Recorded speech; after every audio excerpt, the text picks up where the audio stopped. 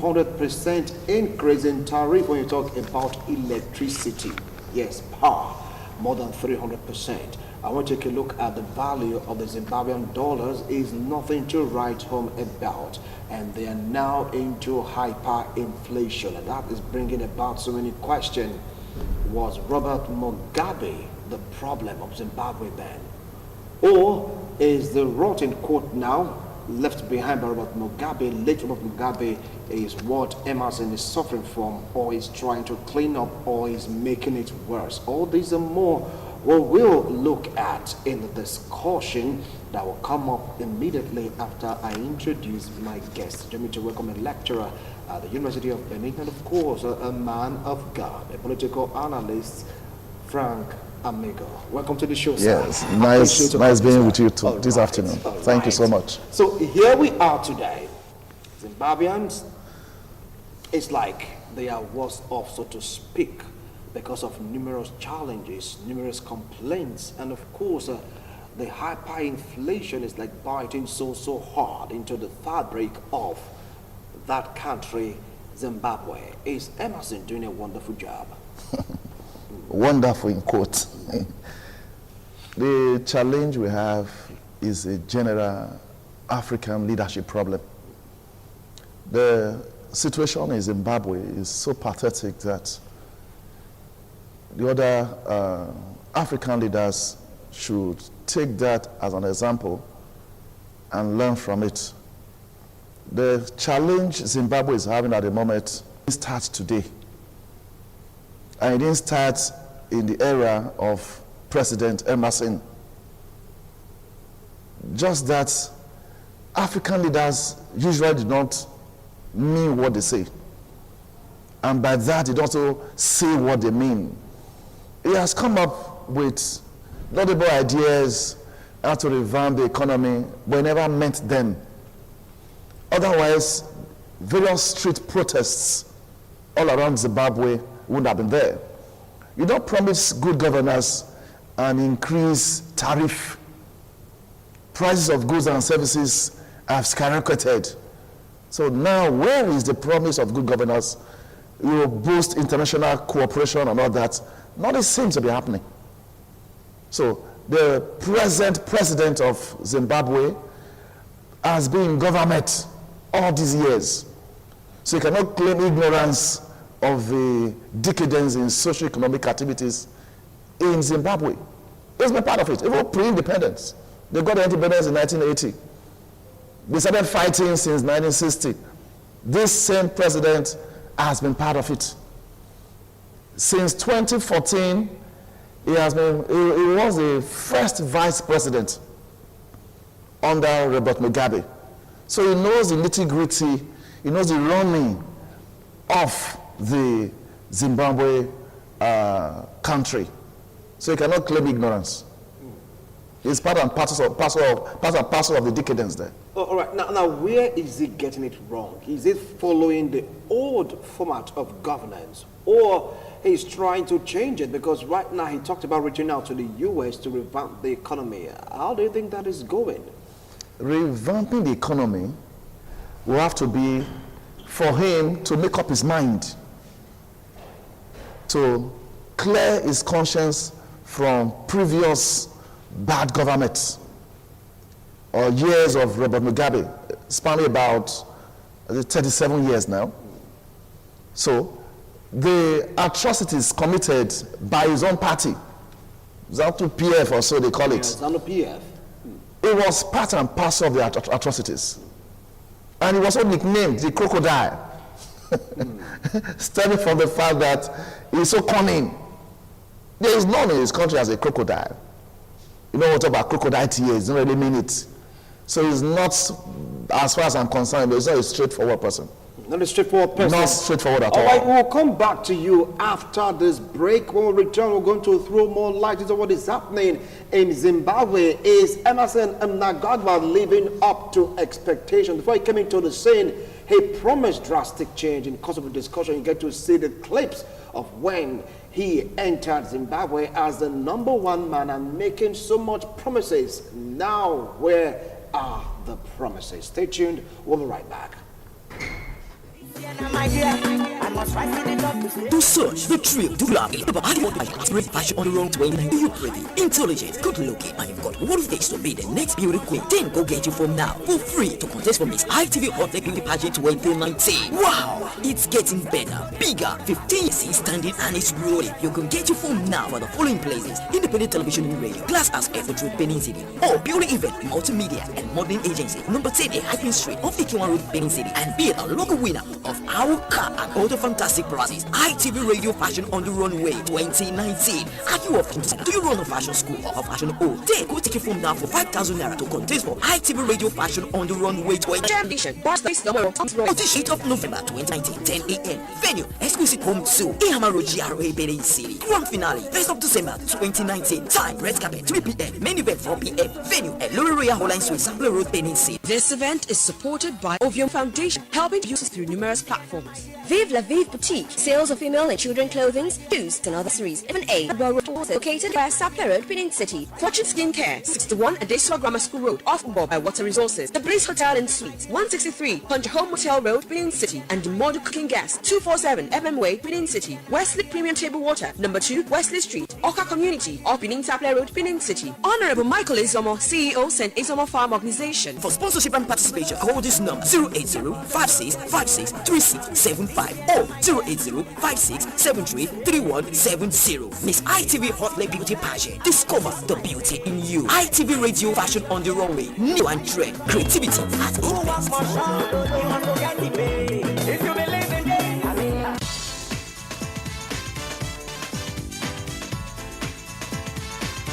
Thank you very much for joining us on the program Healthy Living. What is the kidney? The kidney is an excretory organ for metabolism. Tuberculosis affects many in the body, but the common ones it usually affects is the lungs. Epilepsy is a neurological problem. Okay. It is an injury in the brain which causes someone to begin to convulse, to go into fits. It is curable, but the cure is a long thing. Well, and have those risk of the ability to be done, then the risk of contacting tuberculosis will be reduced. If you're healthy, then you're wealthy.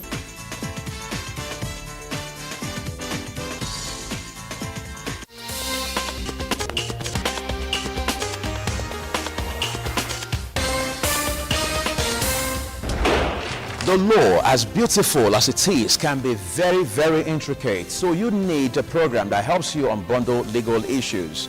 Don't get caught on the wrong side of the law. Let our array of articulate and experienced lawyers walk you through your rights and, well, responsibility. Watch Law and You on independent television. Know your rights and stay informed. Now you know. It is legal to watch Law and You here on independent television every Monday at 3:30 p.m. West African time with me, Uyi Agumofegbe. Law and You, know your rights.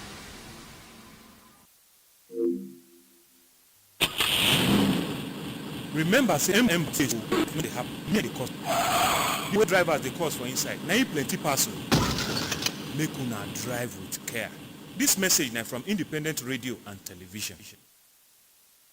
Thank you so much for staying tuned. If you just joined us, this is Africa Discourse, and it may also be of use to you that maybe you didn't come on time to really join us at the beginning of this program. Our YouTube channel is there, social media, or you need to log on to www.youtube.com/ITV Radio NG. Click on it.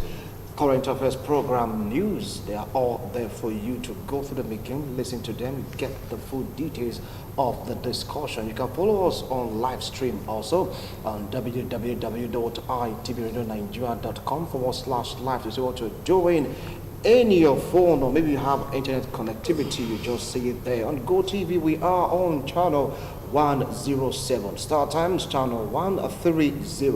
You see, we're global, so you can come do business with us. On today's edition of Africa Discourse, we are taking a look at the leadership qualities of Emerson Mnangagwa. Yes, Zimbabwe's socio-economic situation, what is going on right now in Zimbabwe, was that what Emerson promised them? Just join us right now in the studio is a political analyst, a very vibrant youth. Join me, welcome God said, welcome to the show. My pleasure, Wilson. Good afternoon. And Good you came afternoon, late. yeah. I'm sorry. I'm sorry. Some little emergencies. All right. Now, we're with you. Now, he talked about Emerson Mnangagwa giving to his name. Called him the crocodile. That is his nickname, his alias. Crocodile tears and all that. From what he said also, he said Emerson Mnangagwa is not true to his promise to his people because of what is happening in Zimbabwe. After all, he was part of the former administration of Robert Mugabe. So he doesn't have any excuse to give that, doesn't know the workings of the government of Zimbabwe. Let me come to you, God said. What do you feel about this? Anyway, let me begin by saying that there are two sides to the coin. There is a school of thought that seems to suggest if you try to research about what is currently going on in Zimbabwe, you know that another thought seems to say 2 years is not enough for over 3 decades of destruction, so to speak, you know. But if you look at it carefully, like what I've always said, it's only in Africa that change is mystical. When you talk about change, initiating change, people want to make it seem as if it's a lifetime business, you know. Nobody is expecting Emerson to do an instant miracle. But like you said, for someone that has been around the corridor of power, for someone that is not a novice in the game, for someone that have also witnessed the plight of the people under Mugabe, that saw the take over from the government in 2017 from Mugabe, that saw the mass protest, what the people said they needed, one would have expected more.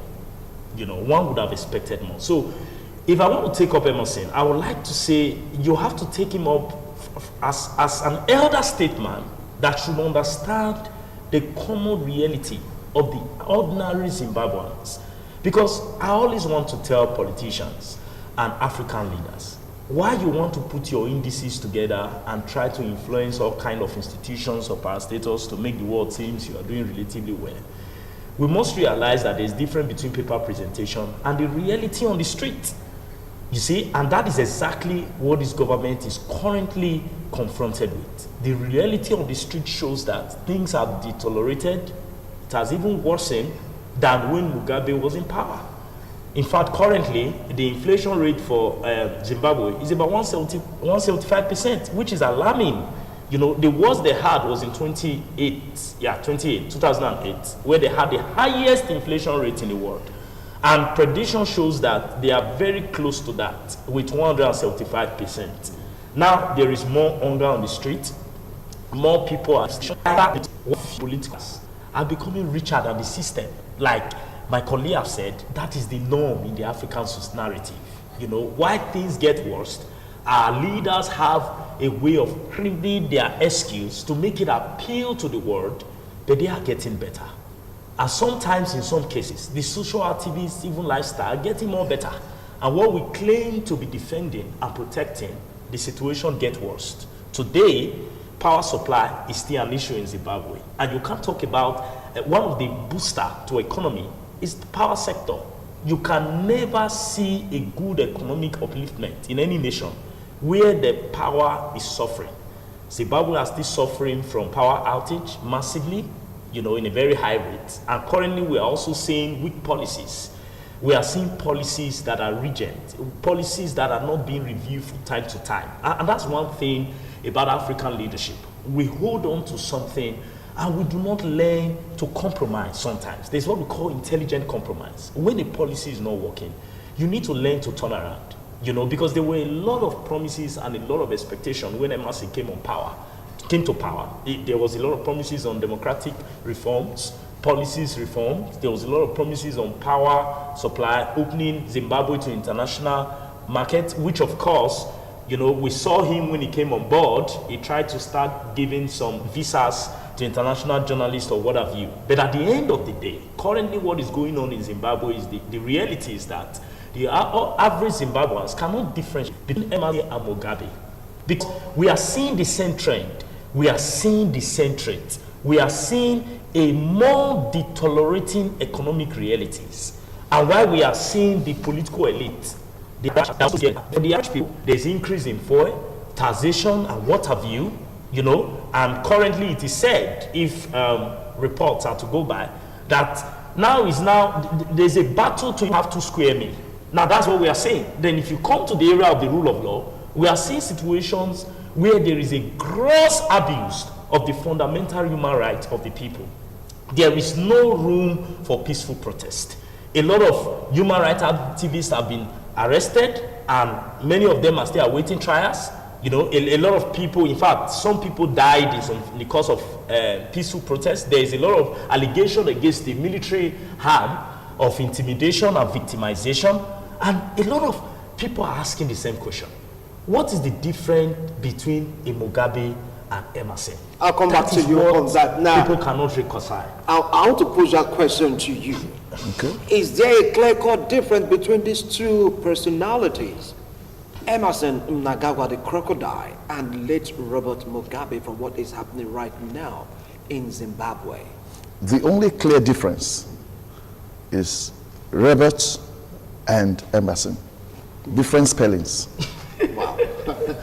That's interesting. Emerson, as earlier said when I was giving my opening remarks, that Emerson was part of the personalities in Zimbabwe that fought for independence.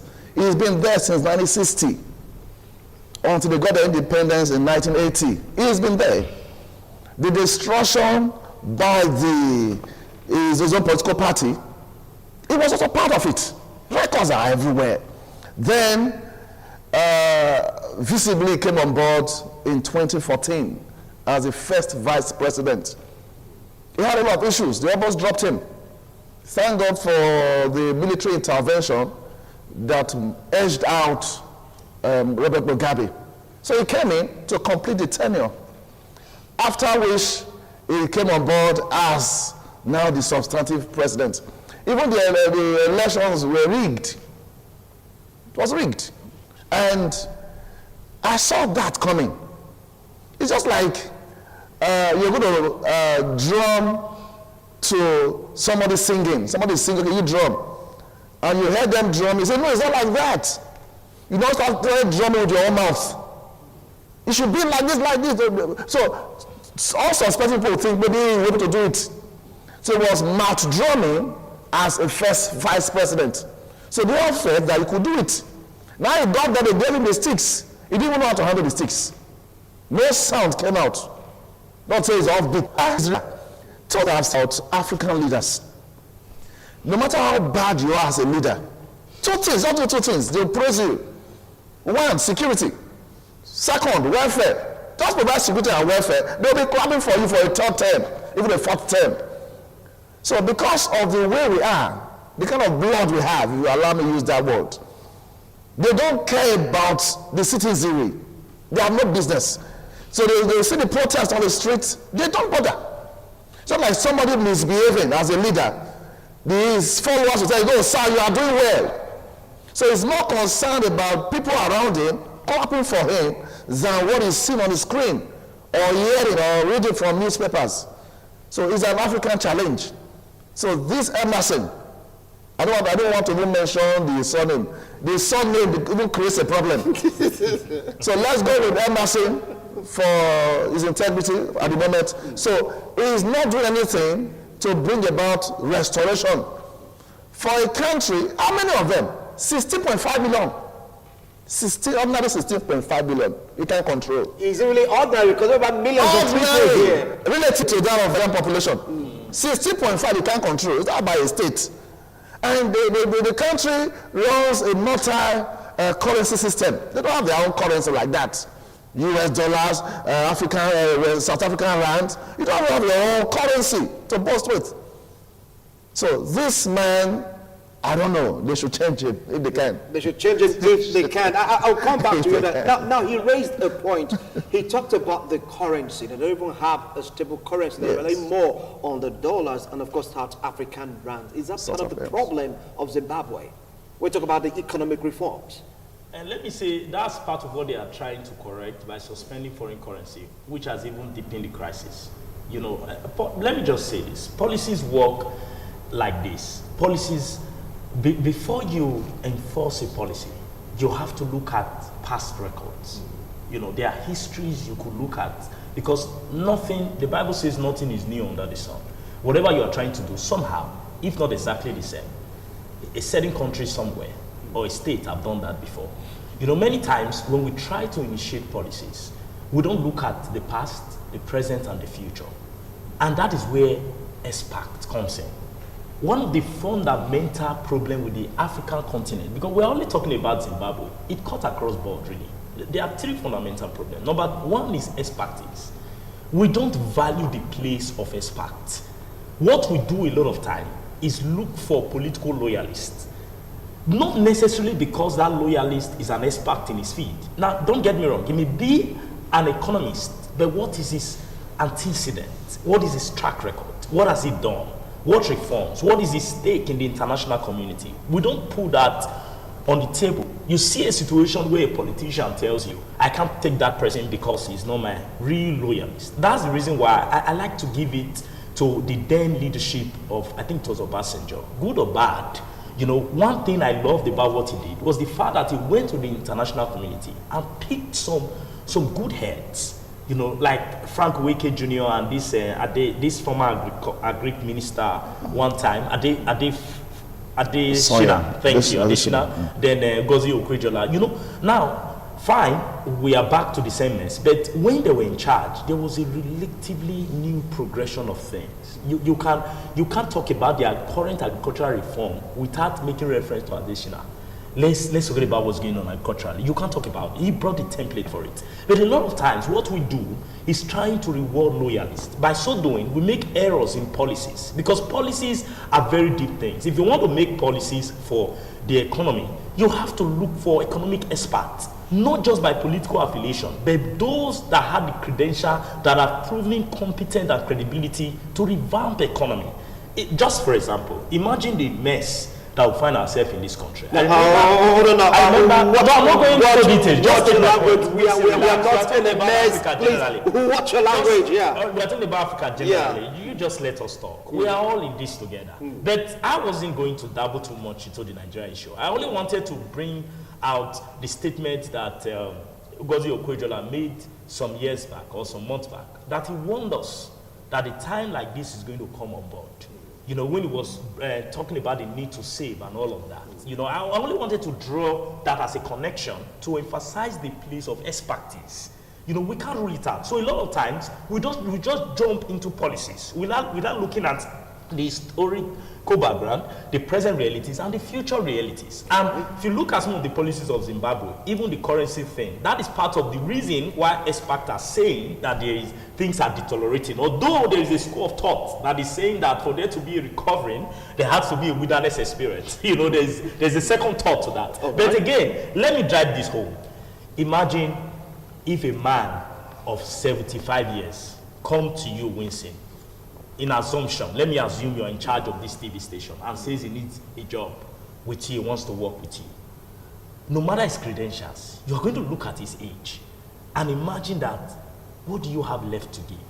You know, see, we can't take away the fact that in Africa, most times we have people that should have retired and start enjoying their pension allowances, fighting for position of leadership. This man is 77 years old, to cry out loud. See, age is an issue in leadership, because even medically speaking, at 45, diminishing returns start returning in, what they call dementia or something in the medical field. It starts returning, it starts setting in, your cells start dying, you know, there's no room for replenishment. Research has it that the highest age of productivity for is 5 years old. You know, we keep on seeing people that are elderly. And I'm also aware that there's another school of thought that say we need their experience. But looking across board, how many of these people experience have helped Africa? All right. Let's go from Zimbabwe to South Africa to Nigeria, what have you. Okay. You know. So I have to begin to rewrite the narrative. Rewriting the narrative. Now, if you take a look at the clip, you saw the women, political, supporters, so to speak, singing and dancing, "Thank you, Zimbabwe," from Emerson Mnangagwa, and of course, it promised a drastic change. He talked about wilderness experience. Is that what you think they are going through to really fine-tune the economy to make Zimbabwe better? A wilderness experience is not needed. It's not every process in life and in living that all of us should go through. It's like reinventing the wheels. If I suffered as a father, that doesn't mean my children should suffer the same way. If I want to be firm in the morning, come back, cook, before I trek like 10 kilometers to school, now I'm expecting my children to go through the same experience. I'll be a bad father. They have been going through the wilderness. Is the wilderness endless? It's not a geographical location. So there is no, all those schools of thought should be closed down. If they are physical or abstract, they don't make sense. They are not real. So it's just a gimmick. To see people, as we also have in Nigeria, if I drop ₦1 million, let's say at Uselu market, the market women, you're going to follow me to Waterhall tomorrow. There will be no market at Uselu tomorrow. All manners of cultural groups will join. Everybody is hungry. Life expectancy in Zimbabwe for men is 60 maximum. For women, 64. And the president is 70-something. In other words, he has created a bar. Nobody will live up to his age. No, he never said that. He never said that. If the life expectancy is 60 for men like him, and he is more than 70, it means nobody's going to get there. But I believe that we have some men also that have gone up to his 80 even in Zimbabwe. Maybe out of maybe God's intervention. There is no food. Do you know it means to protest? May God not allow us protest. It will get to a point, not only the local balance, all die and die. For you to make up your mind, you're going to protest. You have a wife, you have children, that don't worry. If I don't come back, no problem. I'm going to protest for your sake. It takes the other willpower. A right-thinking person, you have eaten, you have enough to live on. You won't go and protest. The best one is a strict protest. It's not just to discuss under the mango tree. It has gone beyond that. For men used to come out, that the best way, let's take this destiny in our hands. Anything they need to do, let them do it. And it's a shame on the leadership of that country if they feel the way I'm ashamed on their behalf. They have all it takes. They have white people there. A reform came up. Okay, land by farmers, white farmers, they retrieve the land by way of policy making and push them to a quote landless Zimbabweans. And they are productive. Something similar to how we are in South Africa. The border countries around Zimbabwe, they are not suffering as much. Mozambique, Zambia, Botswana, the suffering there is not much. So why would they now wait as if it's only Zimbabwe that should be a country in Africa that is suffering? They have all the resources, but the willpower to do the right thing is not there. They won't do it because the more the people suffer, the better for leadership. Just like there's fear crisis in Benin, for instance. Few people will make more money, while a large number will suffer the more. So we will have the right conscience to lead. If I were to go back, British people should have given them independence up to now. Oh, really? They should have. Even they are not right for independence. There's no civilization there now. There's no civilization. All right. Now, he talked also about the Land Use Act when it was revoked, and the white men practicing agriculture within the country were told to give back the land to the people. Is that another mistake they made? That's the reason why, Winston, I made a holistic presentation on policies. You know, before you start, that's why I said policies are in phases. There are some policies you don't just make in a hurry. It has to go through systematic processes. You know, we must sometimes learn to respect processes in policy making sometimes. You know, some policies are not meant to be rushed into, okay? It's just like, I was making a case during the Nigeria independence agitation. I said before Nigeria got independent, the British colonial masters called us to the table and said, fine, we will give you independence, but from our own research findings and observation, you need about 10 years to learn the tools of operation, because what you call democracy or parliamentary system or presidential system is totally strange to the African. We had our own African respected way of governance before these men came. But we said no, we can't wait. We need it now, and now. Now the point is, some policies have to go through processes. That's the reason why I said that sometimes in governance we must not be rigid. I think part of the problem Emerson is making is this rigidity. You have to learn sometimes to make intelligent compromise. You have to learn sometimes to allow policies in phases until you finally get what you want. Like I said earlier on, you see, it's not as if, I don't want to see it as if the Zimbabweans are impatient. There's something that is currently happening across board in Africa, and I always like to talk to leadership and speak to power. See, one day, nemesis will get caught at you. You will not always be there. Look at the uprising. Apart from the fact that is going on in the Western world, but look at what is happening in Africa. People are becoming more aware. Even though you try through oppressive tendency to shut the mouth of the people by arrest, by disobedience to the rule of law, you have to realize that there is already an awakening.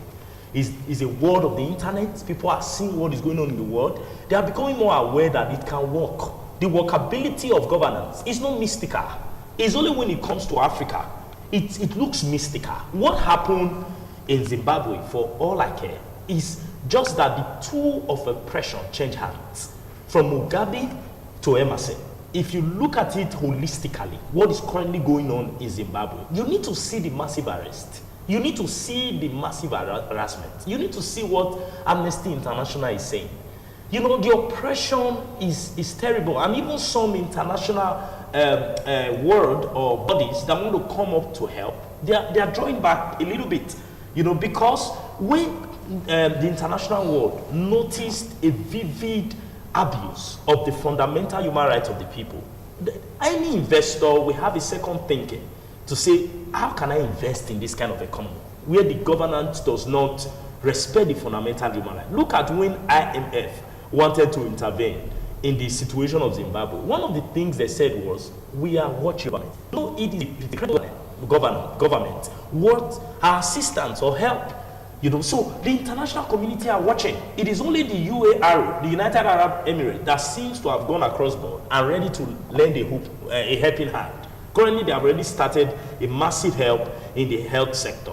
It's only the UAE, the United Arab Emirates, but quite a number of international policies. It is policies, respect for the fundamental human rights of the citizens. I think in Africa, we spend time fighting the wrong thing. We spend time reacting. I'm talking about our leadership.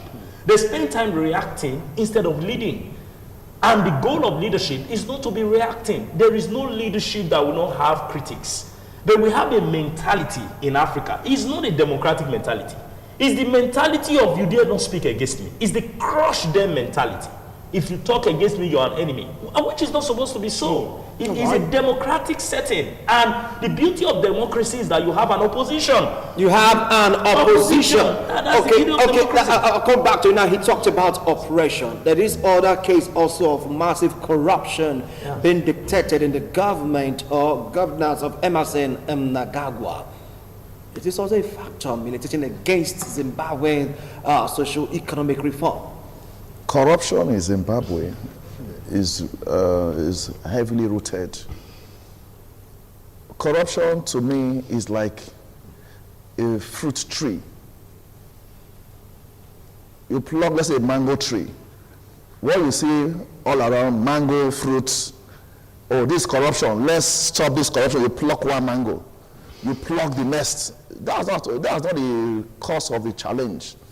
The challenge is insincerity. My colleague here mentioned policy. It's not policy. A policy is made and it's not big. What do you do? You have made a lot of promises. We put ball inside the river. You put AC around each community. They just say things like that. They don't mean it. We are insincere as Africans. You, even to the extent in Nigeria, if you are talking to somebody, you are going, you say, I'm coming. We are insincere. One policy for a country can drive that country. If you want it documented, they'll document a lot of things. There are lawyers everywhere. They'll document, but don't obey it. Just write it in case there's a legal suit so that we'll refer to it. But otherwise, let's go this way. So the corruption there, as I've earlier said, Emerson has been part of it. He's now making him president to be signatory to corruption. Before now, you will be given a check, go and cash this corruption. But now he's the main signatory. But still, he may have something different to say about this. After all, he's making moves towards the US, making moves also towards the United Arab Emirates, making moves to other countries to make Zimbabwe better. He doesn't mean it. That's the point I'm making. Is that insincere? It's a common thing around Africa. They will tell you one thing, don't believe them. If you want to maintain a stable blood pressure condition, don't believe any government. They don't mean it. They are going to arrest this, they're going to make this, they don't mean it. What they mean is, if that act will fund their pockets, that's when they are more serious. Okay, there is poverty. There is insecurity in Nigeria, for instance. Don't worry, we have decimated Boko Haram. The next thing, in Borno State, one village, they killed 100 persons. Okay, fine. We are not here to exaggerate, right? Because it's an African challenge. To tackle the insurgents in Nigeria. It's an African challenge. Okay. So it goes around the whole of Africa. They don't mean what they say. I've been following each president. Once you're just making a speech, I'll not be listening to you. The people that draft are from the academia. Those that draft their I would just draft a speech and give to the boy and read. You already don't know the import of anything. To just write a thing, tell them that I'm serious. Tell them, you don't give instruction, I will write 10 pages. You now come on air, my government will do this. You don't know the meaning of what I have written. So when it comes to implementation of what you have said, you don't know I didn't say that. Okay, 30,000 minimum wage. It was promised. But now I say come and negotiate. Negotiate what you have promised. So we don't mean what we are saying. So the corruption we are saying is out of a lot of insincerity. The root that is not showing is insincerity. What comes out is the corruption. Wow. So insincerity seems to be at the base of everything. We are not sincere. We are not sincere. Now let's take a look at the power situation. Paul like said that give us power. Give an African man power. He knows what to do. He can produce. He can be innovative. Right now, according to what is happening in Zimbabwe, more than 300% increase in electricity tariff. How do you think they'll recover economically with this on the ground? You see, the problem besides the England, I don't even see the power. What I mean is, how often, for how many hours do you get the power? You know, there's also a complaint about that. You know, it's sad to say. I was listening to one of the power director in one of the countries in Africa, and to date, you know, he was lamenting that the problem with the power sector is underfunding. You see, and that's the reason why. See, we just have to get it right. Permit me to infer. We have to make inferences from what we know to the outside world. You know, I've always said that in Africa we make things very mystical. We make it like, it's not as easy as you are saying it to. Let me remind you of what happened in 27, 28 in this state. You know, it was like nothing good could come out. You know, you can't get the road done. You can't do infrastructure. You can't get street lights. But someone came on board, won the case at the tribunal, and before we knew it, for the first time, we started seeing some things. And when the person wanted to come on board again, people said, do the work. You know, something is working. Now, why am I making that inferences? I'm trying to say that change is not as difficult as we make it seem in Africa. 2 years is enough for the average Zimbabweans to see. I'm not saying that there will be something miraculous, that automatically there will be wealth everywhere. But it is enough for people to observe the political will. Like my co-discussant is saying, the political will to see that yes, Emerson have the political will. Fine, we are still suffering, but we can see the direction. We can see where this government is headed for. We saw a governor that went to the street, used hammer, hit the ground, tried to see the quality. You see, It's beyond sitting in the comfort of your office, enjoying the AC and your allowances, your amazing security votes, and saying that it's not as easy as you people say. Keep talking there. You see, so we have to look at that. Then in Africa, another thing we have seen relatively over the years is that individuals are stronger and more powerful than institutions and systems, which cannot build any nations. You know, and that's the emphasis that my co-discussants have been saying. When you make policies, you build institutions that you are stronger than. You know, there's an average psychology of an average African leader. The laws are made for the commoners, not for them. That's the average psychology. And that is exactly what we see in actual reality. On paper, you see that we all obey the rule of law or whatever. But in reality, that's not what we see. So we have individuals that are more powerful than the so-called institutions and systems that we have. And mind you, some of these institutions that we built and these systems are very credible in terms of international standard. But when there is no political will, they become weakened. Then again, you look at the power sector. You cannot revamp an economy when there is no consistent light. At the root of economic revival is power. It is power that we encourage SMSE, small-scale businesses. Yeah. It's power. Now just imagine, between 2000 and the present date, about 8 to 9 major companies left this country for Ghana and South Africa. Major companies. And major company left. What was the reason? And that is with a 100% increase. It's not enough to go and say we have opened the door for international investors, because that's one of the things MRC is saying everywhere. You know, trying to whip up sentiment. But the truth is, they are watching you in terms of your obedience to the rule of law and in terms of your power sector. Because every investor or every intending investor is a businessman. So he's going to calculate his gain, his chances of gain. It's not just going to come and no investor wants to lose his money. Right. You know, so we can get it right if we are able to redefine our leadership.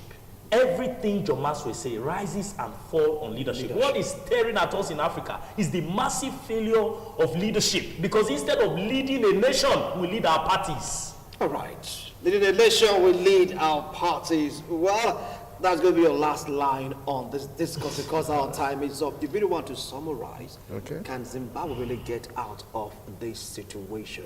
Let me use the word messy situation right now. It is. Because they're like, they just can't afford it. They just can't live according to, I want to put that to what they have, living below poverty level, going down the canal, so to speak, of economic debacle. How can they get out of this? They can get out if the president is still very sincere. I am still hammering on sincerity, because what I've seen over the years, somebody gets into an office that he contested for, then he now tells you, I have not settled down. When do you start settling down? You, as we're buying the form, 2 years. That's when you should have known that this office I'm entering into, and when I get there, I'll do this. You say, no, I have not done 4 years. 4 years is not written anywhere. We just imagine it and okay, let it be constitutional. You can make things work in 1 month. Just in Nigeria, if you allow me to talk about Nigeria in less than 20 seconds. I heard today that they've added about 3,000 megawatts of power to the national grid. Should you announce it? If I have light at home, what I know? I came in just now, I heard your generator working. You don't have to tell us that you have added. We know. Just like a shepherd and the sheep is controlling. It's not the shepherd that gives birth to sheep. Sheep will give birth to themselves. Is it not? Yeah. All right, good. You are leading us. So let the citizens come on air that, do you know, for the past 24 hours, there has not been power outage. Let us say it. You